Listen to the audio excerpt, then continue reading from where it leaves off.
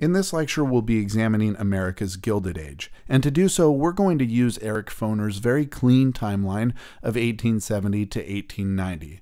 Now, obviously, the forces that contributed to all the changes that would take place during this period began before 1870, and the implications and results of all of these changes would extend far beyond 1890. But really, this is about a 20 to 30 year period, about a generation, where so much change takes place in American society, in American culture, in the economy, and in politics.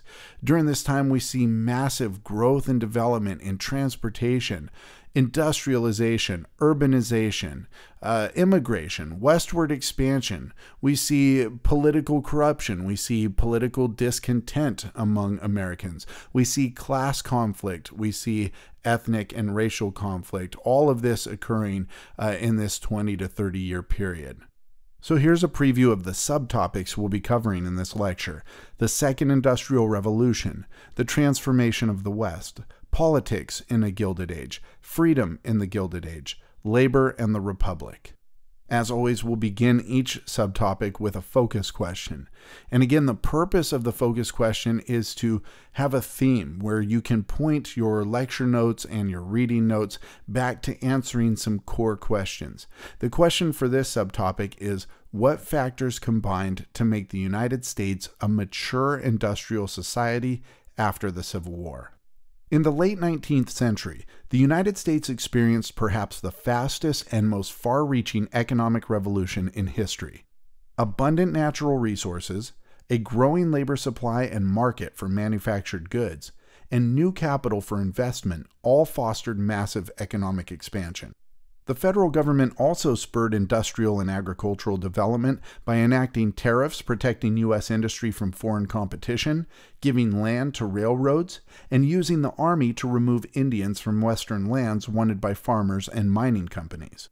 Every region except the South saw a rapid expansion of manufacturing, mining, and railroad construction, ending an earlier America based on small farms and artisan workshops. By 1913, the United States produced a third of the world's entire industrial output. Half of all industrial workers labored in plants with more than 250 employees. By 1890, two-thirds of Americans worked for wages, making dreams of economic independence, owning a farm or workshop, unattainable for most. Between 1870 and 1920, a new working class developed, with 11 million Americans moving from farm to city and 25 million immigrating from overseas.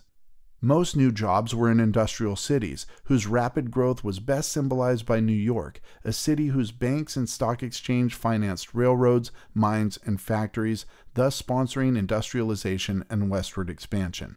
The Great Lakes region was the center of industrialization, with iron, steel, machinery, chemicals, and food production in large cities like Pittsburgh and Chicago and countless smaller cities. Railroads were by far the biggest contributor to the Second Industrial Revolution. They enabled it to happen.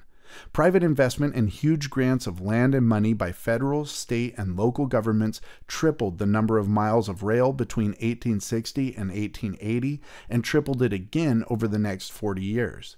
This opened vast new areas to commercial farming and created a national market for manufactured goods. By the 1890s, 5 transcontinental railroads carried western mine, farm, ranch, and forest products to markets in the East, which in turn made factory goods for the West. The expansion of the railroads was so important to the development of the United States that they didn't just mark a changing of the times, they actually changed time in this country. So today we live in and travel between these different time zones.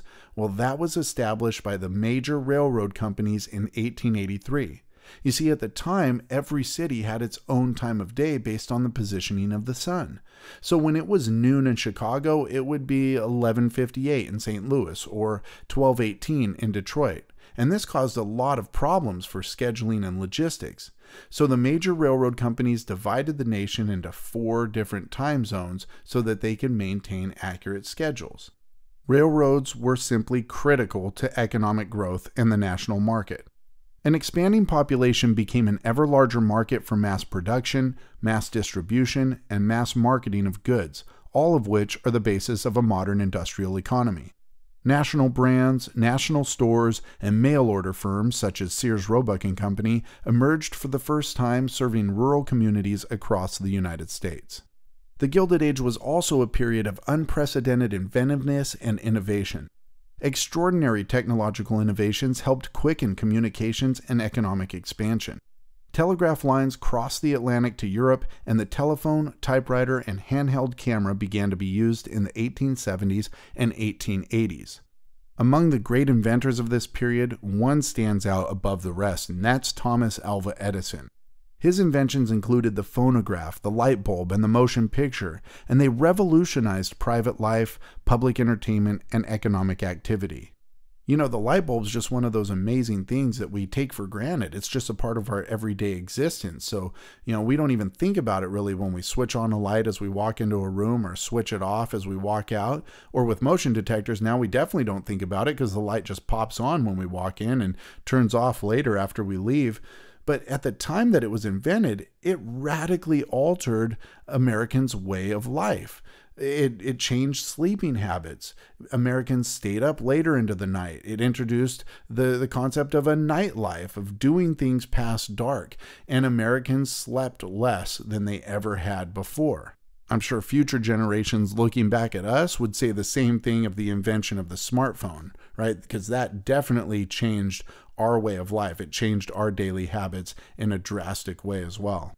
Now, Edison also created systems for distributing electric power, and soon entire cities had electricity for homes, factories, and streetcars. Electricity enabled industrial and urban growth by providing a more dependable and useful source of power than water or steam. The newly invented electric motor, developed by Serb immigrant Nikola Tesla, harnessed the power of this innovation for industry and households. Economic growth was remarkable, but also quite volatile. With markets inundated by goods and federal monetary policies that removed money from the national economy and reduced prices, a series of severe economic recessions and depressions occurred, notably in the 1870s and 1890s. Businesses competed ruthlessly. To stabilize prices and profits, railroads and other companies formed pools to divide markets and fix prices, and trusts that allowed a single director to manage the affairs of several competing companies. But the drive to compete often quickly disintegrated such schemes. Competition led some firms to control their entire industry by buying out the competition.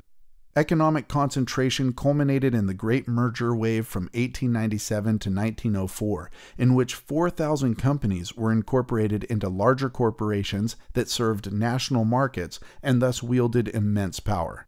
Giant corporations appeared such as Standard Oil, International Harvester, and U.S. Steel, which was formed in 1901 out of 8 large steel firms by the financier J.P. Morgan. With no personal or corporate income taxes, some businessmen accumulated massive wealth and economic power. One such captain of industry was Andrew Carnegie, who emigrated from Scotland as a teenager and labored as a factory worker and telegraph operator before he used a position with the Pennsylvania Railroad to build a steel empire. During the Depression of the 1870s, Carnegie built a vertically integrated steel company. Vertical integration is where one company controls every stage of production, from raw materials to transportation, manufacturing, and distribution. So in the case of Carnegie's steel empire, just think of it as Carnegie controlling the production of steel from the mine to the market. By the 1890s, Carnegie dominated the steel industry and amassed a fortune of hundreds of millions of dollars. His steel factories at Homestead, Pennsylvania, were the most technologically advanced in the world. Although Carnegie's upbringing instilled in him a commitment to democracy, social equality, and charity, he ran his factories ruthlessly. More associated with extraordinary wealth was John D. Rockefeller, who rose from being a merchant clerk to an oil industry titan. Through cutthroat competition, he ruined rival oil companies, arranged deals with railroads, and fixed prices and production. He mastered horizontal integration, in which one firm acquires competing firms, but soon established a vertically integrated company, a monopoly that controlled the drilling, refining, storage, and distribution of oil. By the 1880s, Rockefeller's Standard Oil Company controlled 90% of America's oil industry. Such figures and their wealth attracted the admiration and resentment of many Americans. While many rose from modest circumstances, their wealth and their methods for treating workers and conducting business alienated many Americans, who thought their unregulated actions eroded political and economic freedom and damaged democracy. It was contested whether such figures were captains of industry or robber barons. In his book Wealth Against Commonwealth, an 1894 expose of Standard Oil's manipulation of markets and bribery of legislators, Henry Damaris Lloyd wrote that liberty and monopoly cannot live together. The benefits of economic expansion were distributed highly unevenly. For a few workers, including skilled workers with some control over production processes such as miners and iron and steel workers, high wages were the norm. Most industrial workers, however, had semi-skilled jobs that required only managing a machine. These workers had no control over production and were easily replaced and dismissed during a strike or economic downturn. Regular and prolonged unemployment became widespread for these workers, some of whom became tramps, taking to roads and rail in search for employment. Though American workers earned more than their European counterparts, work was more dangerous in the United States. Between 1880 and 1900, an average of 35,000 workers died each year in factory and mine accidents. Because of the high unemployment and use of public and private police, most strikes in America failed. Many workers were extremely poor and relied on family to survive. Significantly, working conditions for the increasing number of women workers were deplorable. Reporter Neil Cusack and others compared women's working lives to slavery. Class divisions became more visible in this period as more Americans became middle class and very wealthy. The rich began to retreat to their own neighborhoods and built fantastic mansions and estates in the cities and countryside. A growing number of urban middle-class professionals, office workers, and small businessmen moved to urban and suburban neighborhoods and used new streetcars and commuter railways to get to central business districts. By 1890, the richest 1% of Americans received the same total income as the entire bottom half of the population and owned more property than the remaining 99%. Many wealthy Americans conspicuously consumed an aristocratic lifestyle of luxury goods, exclusive clubs, colleges, and social events. Not far from the homes of the wealthy were the slums of the urban poor. The glaring difference between the two worlds was captured in Matthew Smith's 1868 bestseller, Sunshine and Shadow in New York, which began with an engraving contrasting a $2 million mansion with the slums.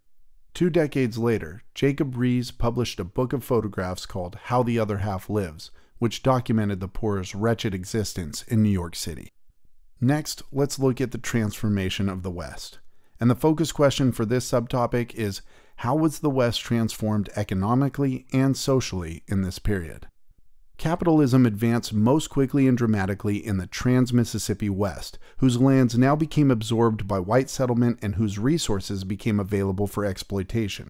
In 1893, the historian Frederick Jackson Turner delivered a lecture called The Significance of the Frontier in American History, in which he argued that the frontier had forged American culture's distinctive qualities: individual freedom, political democracy, and economic mobility.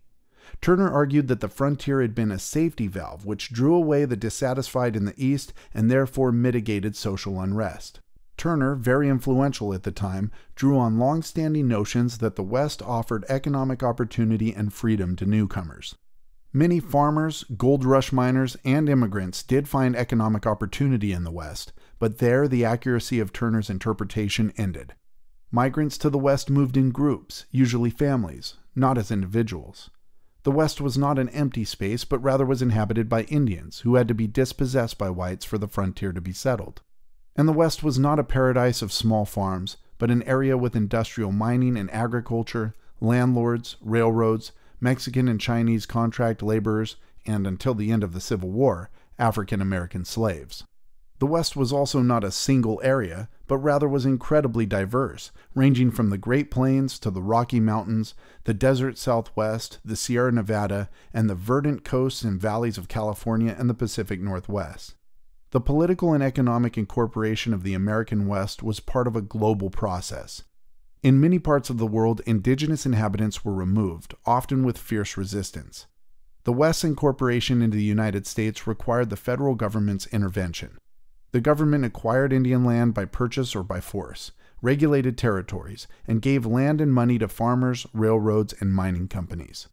In the 20th century, the construction of federally financed irrigation systems and dams opened the West to commercial farming.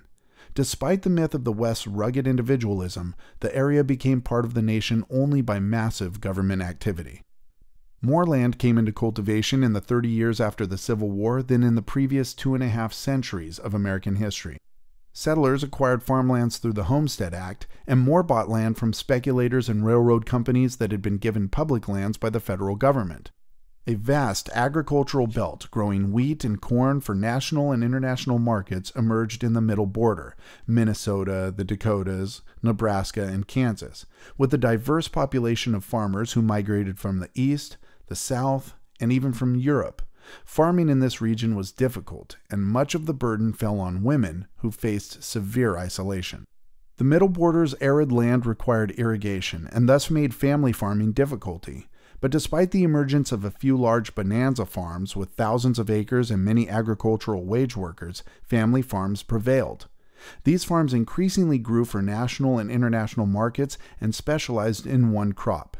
Railroads brought factory goods to rural farmers, who became more dependent on banks for loans, machinery, and products, and subject to the ups and downs of international agricultural prices.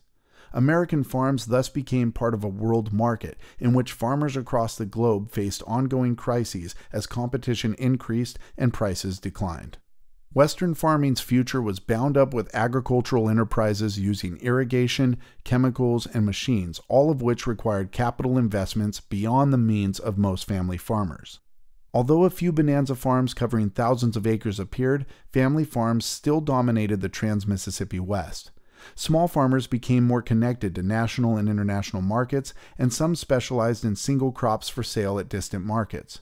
Farm families became increasingly dependent upon manufactured goods from urban areas and loans to purchase land. Agriculture demonstrated that the international economy was becoming more integrated. Market activity in Argentina, for example, began affecting farmers' lives in the United States. Small farmers across the globe experienced hardship, and many joined the migration to cities. The future of agriculture ultimately lay with giant agricultural enterprises. This future was on display in California, where huge fruit and vegetable farms owned by large corporations were worked by migrant workers from China, the Philippines, Japan, and Mexico, who never expected to own land themselves. The decades after the Civil War also saw the golden age of cattle ranching and cowboys. Railroad stations at Abilene, Dodge City, and Wichita, Kansas became destinations for now legendary cattle drives from Texas. The cowboys who worked the drives, a diverse group of white, Mexican, and black men, became icons of freedom and were immortalized in fiction and film. But their life was far from romantic. They were mostly low-paid wage workers, and the long-distance cattle drives ended by the 1880s when farmers fenced in lands with barbed wire and severe winters killed millions of cattle. The cattle industry that reappeared was dominated by large ranches close to railroads. The West was also urban, with large cities such as San Francisco and the growth of other cities like Los Angeles due to tourism and oil. By 1890, a higher percentage of the population in the West lived in cities than was the case in other regions. Large corporate enterprises dominated the West, and particularly in industries such as lumber and mining and as sheep farming in New Mexico, independent owners and operators gave way to large corporate firms. Additionally, the lumber industry decimated coastal forests, and mining encouraged the sudden rise and fall of western towns. Chinese immigration, which began at the time of the California Gold Rush, continued into the post-war years. Prior to the Civil War, most immigrants had been single men, but by 1870, entire families began to immigrate. By 1880, 105,000 persons of Chinese descent lived in the United States, and 3/4 of them were living in California. Many immigrants worked on railroads and in mines, and after those jobs ended, many worked as cooks, laundrymen, or even as domestic servants. And yet the growing presence of Chinese immigrants sparked an outpouring of anti-Chinese sentiment, often led by Irish Americans such as Dennis Kearney in California. Chinese immigrants were often harassed, beaten, and even murdered, and the anti-Chinese sentiment spread from the U.S. West Coast all the way to Washington, where Congress passed exclusionary immigration laws like the Chinese Exclusion Act of 1882. In the 1840s, the Mormons moved to the Salt Lake area of the U.S. territory, now the capital of modern-day Utah. In 1857, after reports that the Utah Territory's appointed governor, the Mormon leader Brigham Young, was interfering with federal judges in the area, President James Buchanan removed Young and appointed a non-Mormon as governor. Young refused to comply, and federal troops were sent to occupy the territory and remained until the beginning of the Civil War. Conflict between Mormons and non-Mormons continued in the region, and during this period the Mountain Meadows Massacre occurred, in which a group of Mormons attacked a group of non-Mormons traveling by wagon to settle in California. All adults and older children were killed, over 100 persons, with only a few small children surviving. More than 2 decades later, one of the leaders of the raid was tried and sentenced for murder. Over the next few decades, tensions continued as Mormon communities moved to other areas of the American West, but much of the conflicts were similar to those with non-Mormon U.S. settlers to the region. For example, Mormons saw the freewheeling lifestyles of cowboys as the embodiment of immoral behavior. In the 1880s, the Mormon leaders sought to keep from further antagonizing the U.S. government by banning polygamy and wrote the ban into Utah's state constitution upon gaining statehood in 1896. The incorporation of the West into the American economy sealed the doom of the Plains Indians and their world. Their lives had already been changed by the horse, and Indian migrants to the West helped form the 19th century's great tribes, the Cheyenne, Comanche, Crow, Kiowa, and Sioux. Incessant warfare engulfed the tribes and newcomers. Most whites moving to the Pacific coast experienced little hostility from the Plains Indians, but the settlement of lands there beginning in the 1850s brought bloody conflict. Although President Grant declared a peace policy in 1869, warfare soon resumed. Civil War generals like Philip Sheridan attacked the basis of the Indian economy, destroying villages, horses, and the buffalo to end Indian resistance. By the 1880s, army campaigns and buffalo hunters had nearly eradicated the buffalo in the West. The army subjugated one tribe after another. In 1877, U.S. troops under O.O. Howard, the former commissioner of the Freedmen's Bureau, forced the Nez Perce to surrender and relocate from Oregon to an Oklahoma reservation. 2 years later, Chief Joseph, that tribe's leader, delivered a speech in Washington to President Rutherford B. Hayes and other notables that protested the reservation policy and used the language of freedom strengthened by the Civil War and Reconstruction. He said, "Let me be a free man, free to travel, free to stop, free to work, free to trade where I choose, free to choose my own teachers, free to follow the religion of my fathers, free to think and talk and act for myself." Indians sometimes inflicted great costs on American forces, most notably in 1876 at Little Bighorn, where Sioux and Cheyenne warriors led by Sitting Bull and Crazy Horse killed General George A. Custer and 250 of his men. In the Southwest, the Apache leaders Cochise and Geronimo attacked white settlers and resisted army units well into the 1880s when they surrendered. The Comanche, who had dominated other Indians in New Mexico and Colorado, also fell to American power in the 1870s. Indians' idea of freedom, resting on preserving their cultural and political autonomy and control of ancestral lands, clashed with the values and interests of most white Americans. Nearly all believed that the federal government should persuade or force the Plains Indians to give up their land, religion, communal property, nomadic way of life, and gender relations, and adopt Christianity, private property, and small farming on reservations where men would work the fields and women would work in the home. In 1871, Congress ended the treaty system, in which the government had negotiated agreements whereby Indian tribes were regarded as independent nations. The Bureau of Indian Affairs established boarding schools where Indian children, removed from their parents and tribes, were given new names and educated in white ways. In 1887, the Dawes Act was passed, which fragmented the lands of nearly all tribes into small parcels to be given to Indian families, with the rest of the land to be sold to white buyers. Indians who accepted the farms and adopted the habits of, quote, civilized life, end quote, would be offered American citizenship. Though the policy led to the loss of much tribal land and the erosion of Indian cultural traditions, whites benefited enormously, taking much of the best Indian lands, including much of Oklahoma. In the 50 years after the Dawes Act's passage, Indians lost 86 million of the 138 million acres they had possessed in 1887. Overall, according to one estimate, the United States has acquired over 1.5 billion acres of land from Native Americans. While many 19th century laws and treaties offered Indians the right to become citizens, few accepted, as most Indians wanted to retain their tribal identity. Western courts and later the Supreme Court ruled that the 14th and 15th Amendments did not apply to Native Americans. By 1900, about 53,000 Indians had become citizens by accepting land allotments. Most Indians would not be granted citizenship until 1919, after they served in World War I, or in 1924, when Congress made all Indians citizens. In the late 1880s, some Indians practiced the ghost dance, a religious movement to revitalize Indian life. Ghost dance leaders predicted that one day whites would disappear, the buffalo would return, and Indians would resume their cultural practices free from the ills introduced by whites. On December 29, 1890, large numbers of Indians gathered for singing, dancing, and religious ceremonies. When the government, fearing a revolt, sent troops to the reservation, soldiers opened fire on the ghost dancers at Wounded Knee Creek in South Dakota, killing as many as 200 Indians, mostly women and children. It was viewed as a success by the press, and many soldiers involved later won the Medal of Honor. The massacre at Wounded Knee ended 4 centuries of armed conflict between Native Americans and European settlers and their descendants. By 1900, the Indian population had reached a nadir, or low point, of 250,000.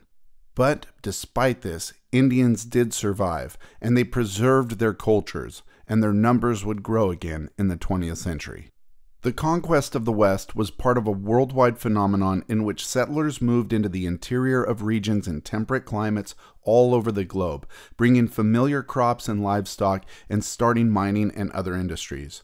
Argentina, Australia, Canada, New Zealand, and the United States are thus called settler societies because immigrants from overseas rapidly outnumbered and displaced original inhabitants, unlike in India and much of colonial Africa, where only a few Europeans managed to dominate entire societies. Some settler societies, including those in Canada and Australia, removed indigenous people from their lands and attempted to replace their traditional cultural practices. In 2008, forced removal of Aboriginal children in Australia led to a National Day of Apology. The West has played many roles in Americans' national self-consciousness. It has been imagined as a place of individual freedom and endless opportunity, but also as a lawless place ruled by cowboys and Indians. This Wild West was marked by gunfights, cattle drives, and stagecoach robberies. The image was later solidified by Hollywood movies, but was first disseminated in vaudeville shows in the late 19th century. An important figure in the creation of the Wild West was William Buffalo Bill Cody, who developed an elaborate theatrical presentation that toured the United States and Europe for decades. The Wild West show had battle reenactments, including Little Bighorn, Indian rituals, and sharpshooting demonstrations, including Annie Oakley. In addition to shows, the image of the Wild West circulated in popular novels and sensational journal accounts. Overall, the Wild West of the American imagination did not account for the industrial development and diversity of the region's population. Okay, now let's take a look at politics in a Gilded Age. And the focus question here is, was the Gilded Age political system effective in meeting goals? The period between 1870 and 1890 is the only time in American history described in a derogatory way as the Gilded Age, after the title of an 1873 novel co-authored by Mark Twain. Gilded means covered with a layer of gold, suggesting that the golden surface deceptively obscures a core of little real value. The Gilded Age thus referred to the extraordinary economic growth of the period and the corruption caused by corporate domination of politics, as well as the oppression of others in the competition for riches. Americans in this period, in a world in which only a few European governments extended universal male suffrage, saw their nation as a beacon of democracy. And yet the power of corporations, which seemed somehow removed from democratic controls, raised unsettling questions for Americans' belief that political freedom meant popular self-government. Political corruption was pervasive. New railroad corporations wielded great influence in state legislatures, and often legislators in the West held stock or directed mining and lumber companies. Urban politics was often dominated by corrupt political machines, such as the Tweed Ring in New York, led by boss William M. Tweed, which both robbed the city of millions of dollars and built alliances with businessmen and labor, and also provided aid to the urban poor and unemployed. In national politics, many lawmakers supported bills benefiting companies in which they had invested or from which they received stock or salaries. The most famous cases of corruption unfolded during the Grant administration. Grant was not politically savvy, and he was overly loyal and trusting, and many of the people whom he trusted and placed into office took full advantage of the circumstances. In the Credit Mobilier scandal, a corporation formed by Union Pacific Railroad stockholders made contracts with itself at government expense and for huge profits, and gave stock to influential politicians. So what would happen is the federal government had contracted Union Pacific Railroad to oversee and manage the construction of the Transcontinental Railroad. So these stockholders created a fake company, Credit Mobilier, and the Union Pacific would then hire this fake company, which would then bill back the Union Pacific, and Union Pacific would then bill back the federal government at these exorbitant rates. And so they amassed these huge profits, and to buy off these politicians, many of whom were congressmen, the Union Pacific would give them cheap stock that the politicians could then turn around and sell on the stock market at market value, and then they would get a little bit of a kickback from that. And then there was the whiskey ring, which also occurred during the Grant administration, in which Republican officials, tax collectors, and whiskey manufacturers worked together in a scheme that defrauded the federal government of millions in tax dollars. The Civil War's legacy powerfully shaped national politics and elections. Republicans found support in the North, Midwest, and Agrarian West, and among members of revivalist churches, Protestant immigrants, and blacks. Union veterans organizations were a strong Republican base.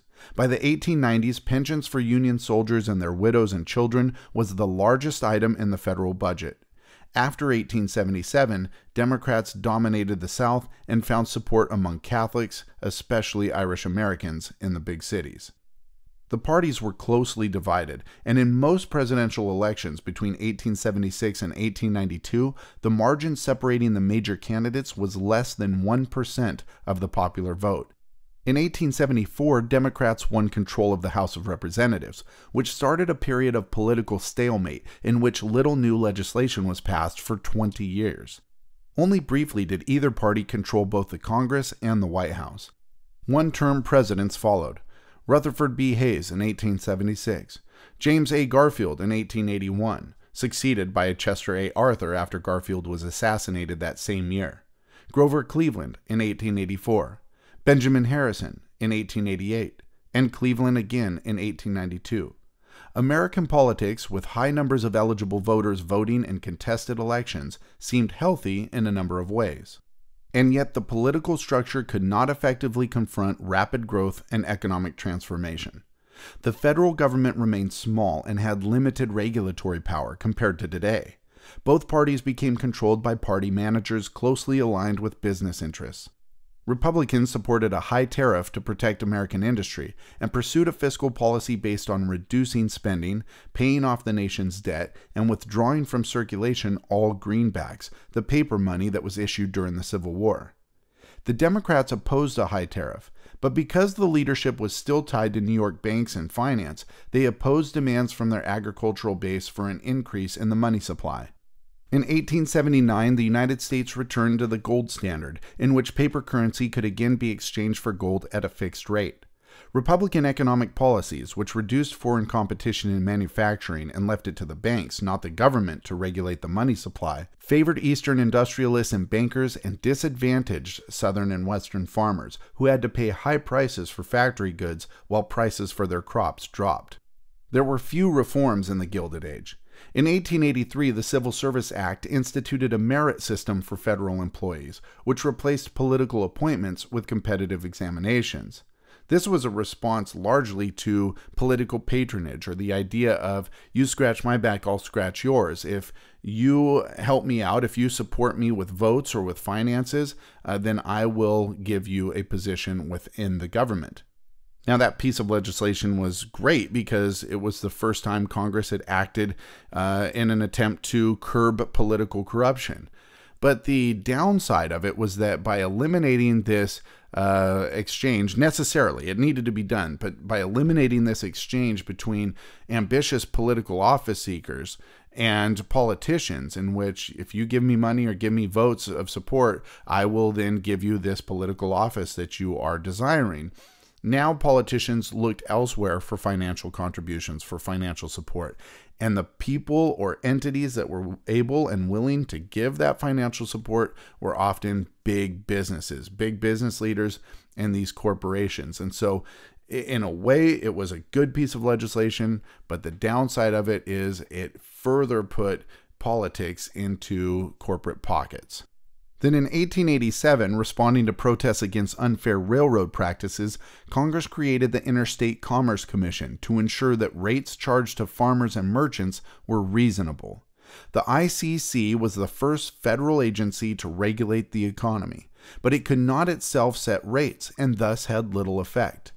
Though Congress soon passed the Sherman Antitrust Act, which banned combinations and practices restraining free trade, its language was too vague for its laws to be enforced, and the courts primarily used it as a way to suppress labor unions. These laws helped set the precedent that the national government could regulate the economy to promote the public good. Though national politics offered few solutions to economic problems, politics was vibrant and fluid at the state and local levels. After the Civil War, northern state governments expanded their role in the economy by launching public works programs that created jobs, and they assumed more responsibility for public health, education, and welfare. Third parties experienced some success. The Greenback Labor Party, which proposed that the federal government keep greenbacks in circulation, thus leaving money for investment and giving the government control over the money supply, led some local governments in the 1870s. Protests over railroad policies among farmers and local merchants suffering very high freight rates led to the formation of the Patrons of Husbandry, known as the Grange. Founded in 1867, the Grange established cooperatives for storing and marketing farm goods in order to force railroads to lower their prices. In some states, the Grange pressured state legislatures to investigate railroad rates and, in some cases, even regulate them. And a resurgent labor movement also called for economic regulation in the form of 8-hour laws limiting the workday. Although a few state legislatures passed these laws, they lacked means of enforcement and had little effect. But the efforts of farmers and workers to use the power of the state to counteract the inequalities of the Gilded Age inspired debate on the relationship between political and economic freedom in an industrial society. All right, next up, let's take a look at freedom in the Gilded Age. The focus question here is, how did the economic development of the Gilded Age affect American freedom? As the nation industrialized, Americans tried to understand the ways in which their society was changing. Debates over political economy engaged millions of Americans, not just economists, politicians, and academics, and thousands of books and pamphlets were published regarding the ethical and social consequences of industrialization and highly technical issues such as currency reform and land taxation. Many Americans believed that something was terribly wrong in the nation's social development, and their talk of better classes and dangerous classes became the rule as labor strife was recurrent. A number of states and even Congress established committees to investigate the changing relations between labor and capital, and many were shocked to learn that employers and workers distrusted each other and that workers complained of abuse and poverty. The emergence of a permanent class of wage earners challenged traditional American ideas of freedom. Did America still offer opportunities to ordinary citizens to gain economic independence? To many, it seemed that wage labor was no longer a temporary condition on the way to economic autonomy, nor did the West seem a refuge from deprivation in the East. However, many Americans saw the concentration of wealth in this period as natural and a sign of progress, and mainstream economics held that wages were determined by supply and demand and should not be artificially changed by government or labor unions. The link between freedom and equality forged in the Revolution and strengthened by the Civil War no longer seemed relevant. Reformers in the liberal Republican movement, which challenged Grant in the 1872 elections, even argued that universal male suffrage was a mistake, as the poor and workers might use the vote to threaten property. Instead, they urged a return to property qualifications for the vote. The idea that some groups were superior to others, once based in racialized slavery, now reappeared in a scientific guise as the means to explain the success and failure of individuals and entire social classes. In 1859, the British scientist Charles Darwin published On the Origin of Species, in which he posited a theory of evolution in which plants and animals best able to adapt to their environment supplanted those less adaptable. Different thinkers simplified Darwin's theory and used his language of natural selection, the struggle for existence, and the survival of the fittest to address social problems. According to this school of thought, termed social Darwinism, evolution was a natural process in both nature and society. Government could only corrupt society by regulating the society or economy to the advantage of the poor or workers, who simply were less able to adapt to changing conditions. Social Darwinists believed giant corporations had evolved to become dominant in the economy because they had adapted better, and to restrict their operations would be to reverse progress. The depressions of the 1870s and 1880s did not dislodge popular opinion that the poor were responsible for their own poverty. In Gilded Age America, nearly half of all local governments offered no poor relief. Poverty, it was believed, was caused by a lack of character or absence of self-reliance. Thinkers such as Yale's William Graham Sumner argued that no one in a free society could make a claim for help from any other person, including through government assistance. Social Darwinism helped spread a negative definition of freedom, meaning that freedom was in part defined by the absence of something, in this case, government regulation. So limited government and unrestrained free markets were then essential to true freedom. And this became popular among business and professional classes in the late 19th century. The idea of liberty of contract was central to this definition of freedom. Labor contracts reconciled freedom and authority in the workplace, and as long as independent individuals freely contracted with each other, neither government nor unions had a right to interfere with working conditions. Nor could Americans legitimately complain that they had lost any freedom. Workers' demands that government enforce an 8-hour day or provide unemployment relief struck liberals as a perversion of governmental authority that threatened liberty. The old idea of free labor as a celebration of the independent small producer in a society of equality and harmony became a defense of the unrestrained capitalist market. The courts played an important role in making liberty of contract essential to ruling definitions of freedom. The 14th Amendment allowed the federal government to overturn state laws that violated citizens' rights. By the 1880s, liberty of contract, not equality before the law regardless of race, came to define the meaning of this amendment.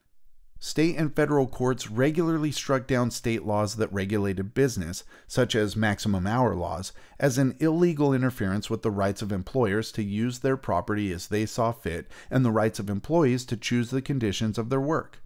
Initially, the Supreme Court accepted laws regulating firms that represented a public interest, such as railroads, but the court reversed itself, leading to the formation of the Interstate Commerce Commission, which lost many of its cases when they were taken to court.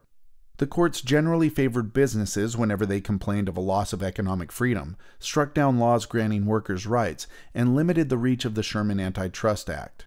Most famous, in Lochner v. New York in 1905, the Supreme Court struck down a state law establishing maximum hours for bakers, arguing that it interfered with the right of contract between employers and employees. And lastly, let's take a look at labor in the Republic. The focus question here is, how did reformers of the period approach the problems of an industrial society? Public debate in the late 19th century, more than any other point in American history, divided along class lines.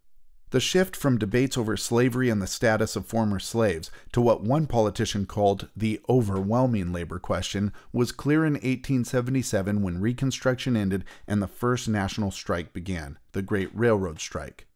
After the four major railroad companies schemed together to simultaneously cut their workers' wages by 10%, railroad workers protesting the pay cuts paralyzed rail traffic in much of the country, and militia units tried to force them back to work. And after troops fired on strikers and killed 20 in Pittsburgh, workers rioted and burned property, and strikes spread to other workplaces. General strikes brought Chicago and St. Louis to a halt. The events showed a new solidarity among workers and close ties between the Republican Party and a class of industrialists. In the aftermath, the federal government built armories in major cities to make sure troops would be on hand to help crush future uprisings. There was a new wave of labor organizing in the 1880s, and the Knights of Labor stood at its center. The Knights were the first labor group to organize unskilled workers as well as skilled, women and men, and blacks as well as whites, although the Knights on the West Coast excluded Asian immigrants. In its peak year, 1886, the Knights had around 800,000 members and involved millions of workers in strikes, boycotts, and political, social, and educational activities. Labor reformers of this era presented a wide range of hopes and demands, from anarchism and socialism to the 8-hour day and a desire for a cooperative commonwealth. They all agreed that new social conditions were highly unequal and required drastic change.